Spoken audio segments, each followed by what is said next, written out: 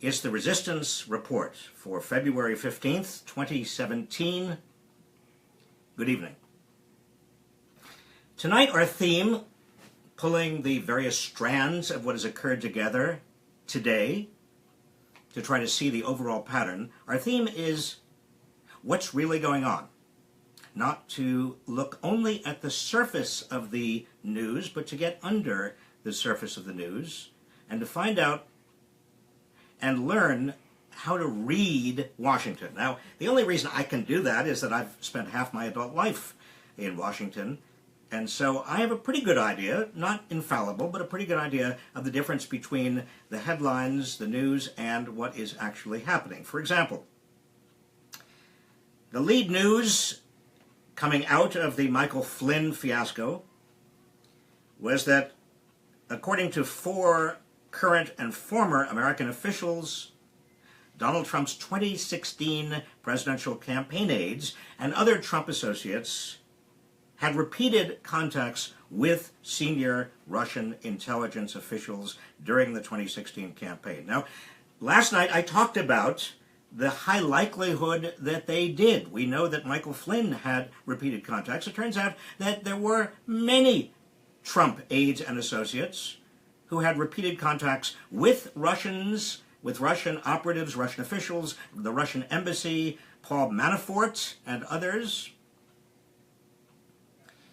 Now, what is the significance of all this? What's really going on? The significance maybe is obvious. Let me just spell it out so it is clear. In the background is the possibility and concern that Donald Trump and or his associates and his aides actually colluded with the Russians, Russian operatives, people who worked for Putin or directly with Putin, to intervene in the 2016 election on behalf of Donald Trump. If that is true, if that's true, it is the most serious violation of our democracy in history. I want to read to you, if I may, 2 relevant passages from the Constitution of the United States. One is the President, Vice President, and all civil officers of the United States shall be removed from office on impeachment for and conviction of treason, bribery, or other high crimes and misdemeanors. And then the Constitution, Article 3, Section 3, defines treason as treason against the United States shall consist of adhering to their enemies, giving them aid and comfort, and so on. You get the picture. This is what is at stake. It's a very, very high stakes issue, and it is also a high stakes game. Yesterday, Jason Chaffetz, who I've mentioned before, he is the Republican chairman of the House Oversight Committee, announced that his committee would be investigating Donald Trump's apparent discussion of sensitive information out in the open this past weekend at Mar-a-Lago. But then, just a little bit after that, Senate Majority Leader Mitch McConnell said it was highly likely, now those are important words, quote-unquote, highly likely that the Senate would deepen its Russian investigation after Michael Flynn resigned as Trump's national security advisor. Now, don't be fooled. Republicans are in charge of the Senate and the House. Republicans do not want an investigation that is going to reveal a lot of embarrassing things about the president and may indirectly cost Republicans House and Senate seats in the 2018 election. They're not going to do this voluntarily. They don't want to do this, which is why the Congress has got to launch a true bipartisan investigation. As long as it's the Senate Intelligence Committee or it is a House Oversight Committee, those committees have majorities of Republicans on them because Republicans are in the majority in the Senate and the House. So we're not going to get a true investigation that reveals much of anything. And that's why it's got to be bipartisan, going to be equal, Democrats and Republicans. Now, you might say to yourself, well, the FBI is investigating. That's true. The FBI has launched an investigation. But remember, the FBI reports, the head of the FBI even if we trusted Comey, reports to the Attorney General, Jeff Sessions. And Attorney General Jeff Sessions, what is his history with Trump? Well, he was a central player in the Trump presidential campaign. And he has neither the credibility nor the independence of judgment required to lead that investigation or to have Comey report to him. Sessions, remember, was the first senator to endorse Donald Trump's candidacy.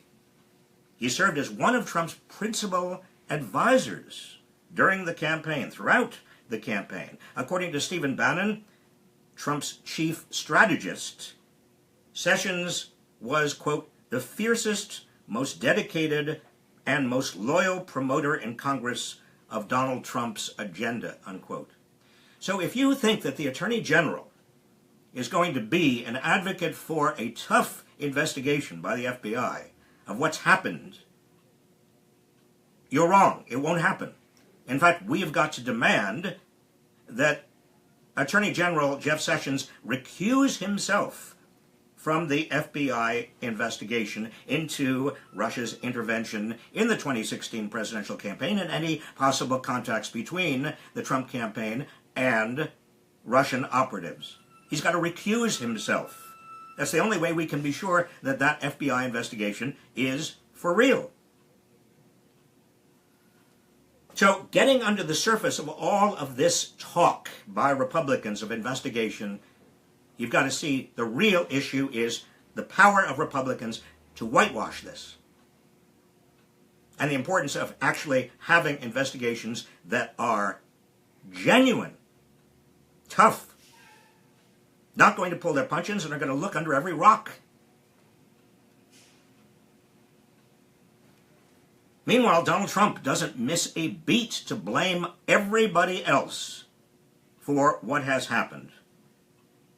This morning, in his inimitable tweet, he said, quote, this Russian connection nonsense is merely an attempt to cover up the many mistakes made in Hillary Clinton's losing campaign. Hello? And then he went on, information is being illegally given to the failing New York Times and Washington Post by the intelligence community. NSA, FBI, question mark, just like Russia.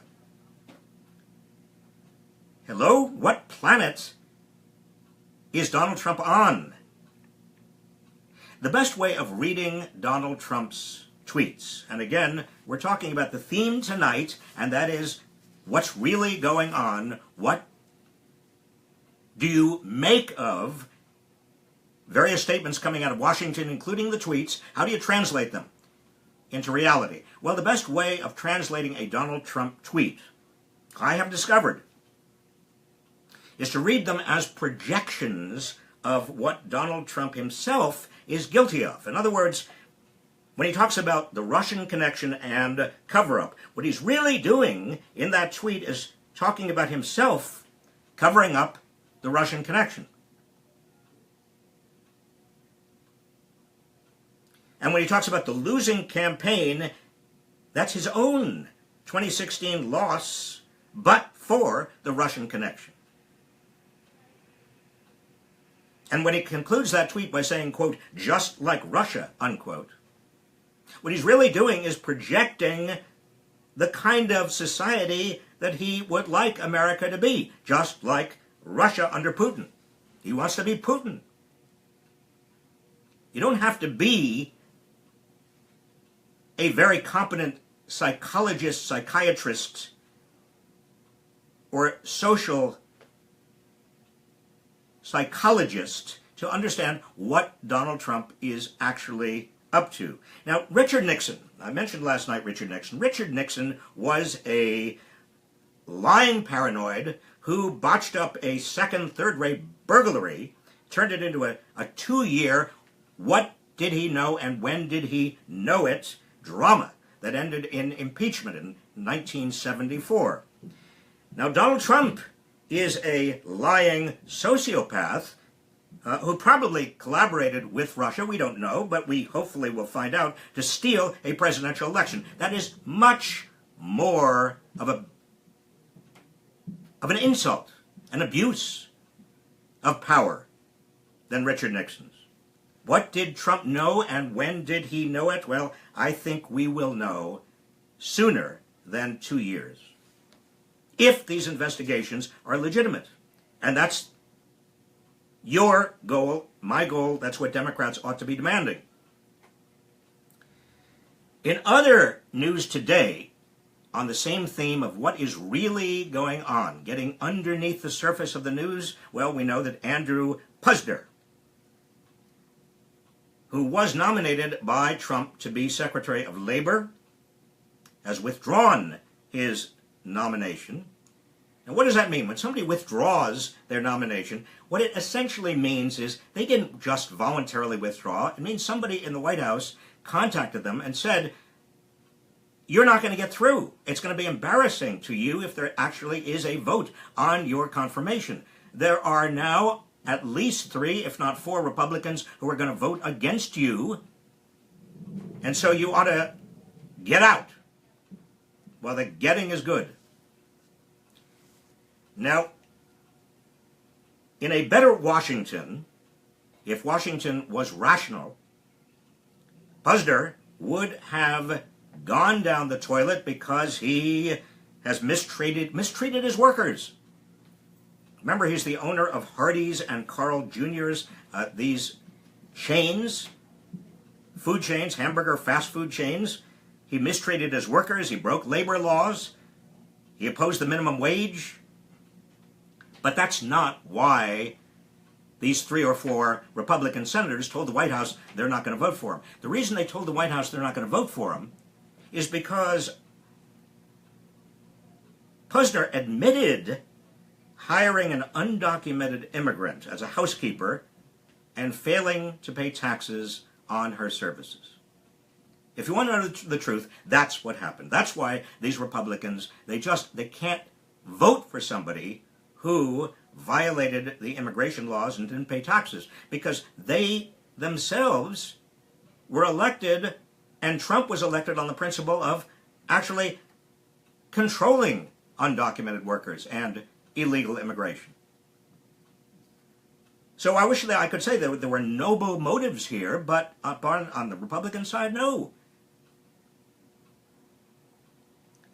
Another little piece of news today that we need to uncover in terms of what's really going on. The biggest and perhaps most important campaign promise Trump made about restoring American jobs was to stop China from manipulating its currency. During the campaign, Trump called China the single greatest currency manipulator that's ever been on the planet, in normal Trumpian underspeak. He said that he would make labeling China a manipulator a day one priority. Well, we're now in day 23, and nothing has happened. In fact, quite the contrary.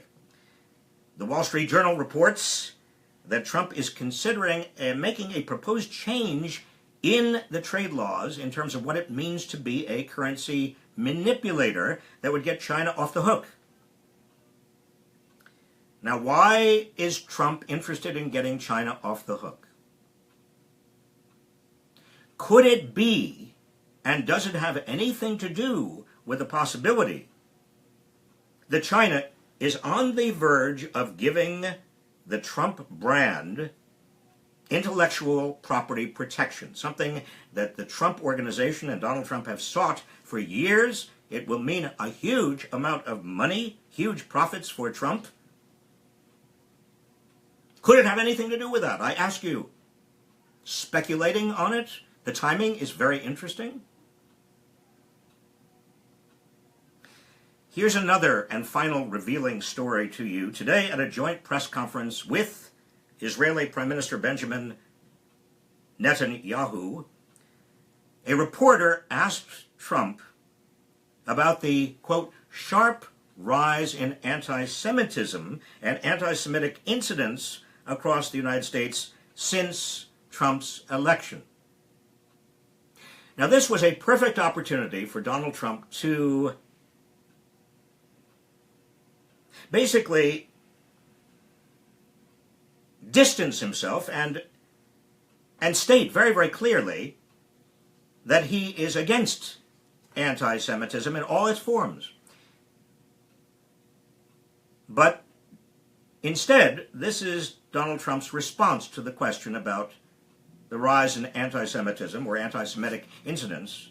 Donald Trump said, well, I just want to say that we are, very honored by the victory that we had. 316 electoral college votes. We were not supposed to crack 220. You know that, right? There was no way to 221, but then they said there was no way to 270. And there's tremendous enthusiasm out there. You want a translation? The translation is Donald Trump is not going to condemn anti-Semitism or anti-Semitic remarks because he doesn't want to offend some of his truest supporters. And this is not new because even on the campaign trail, when he was asked to condemn racist remarks and condemn some of the people in his crowds who actually assaulted African Americans. Do you remember? Donald Trump said again and again, well, I'm not going to make any statements. They can do what they want to do. Maybe they were just riled up.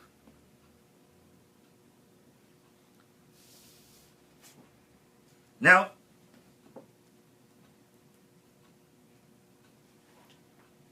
I want to remind you that starting this Saturday, a lot of members of Congress are coming back home. And if you are interested in attending one of their town halls, I urge you to do that. In fact, I urge you to join with others, ask very hard questions about everything that I have been talking about. Will there be a tough investigation of what is actually occurring? Will there be a tough examination and investigation of what has occurred during the campaign between Donald Trump and Donald Trump's staff and Russian operatives?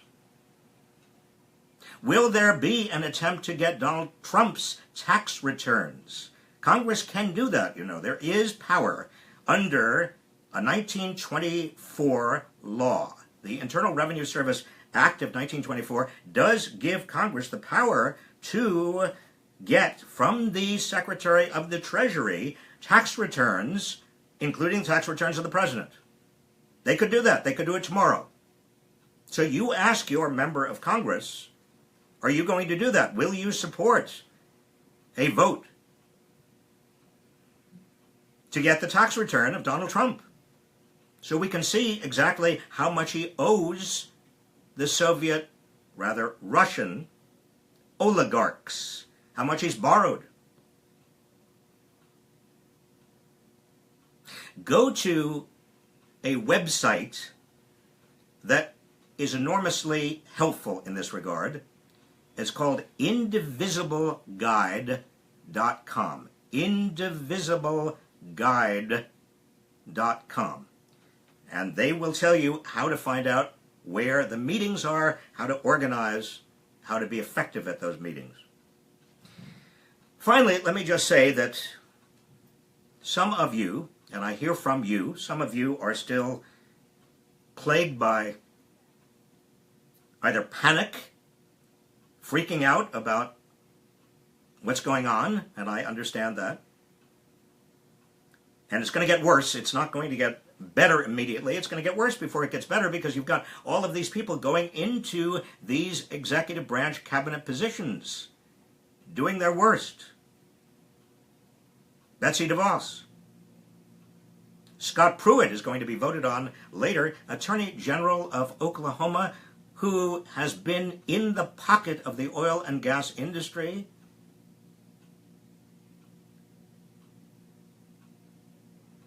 And many others. So many of you are just feeling panicked and overwhelmed and freaking out, and some of you are in despair and cynicism, and others of you have a kind of outrage numbness. That is, you just can't get more outraged. Somebody said to me yesterday, I don't even want to read the paper. I don't want to read the news. I want to just get away from it. I understand that. But I want to remind you that the only way to turn this around, the only way to rescue our democracy from Donald Trump and from the people around him who are enabling him, his enablers, mostly Republicans, is through your vigilance, your activism, your joining with others, calling your members of Congress, appearing at various meetings, town meetings, being activist in terms of the upcoming 2018 midterm elections, getting involved right now in those and the primaries, and creating, which you're already doing, a movement that is not just a resistance movement, but is also a movement to enrich, widen, deepen, strengthen our democracy.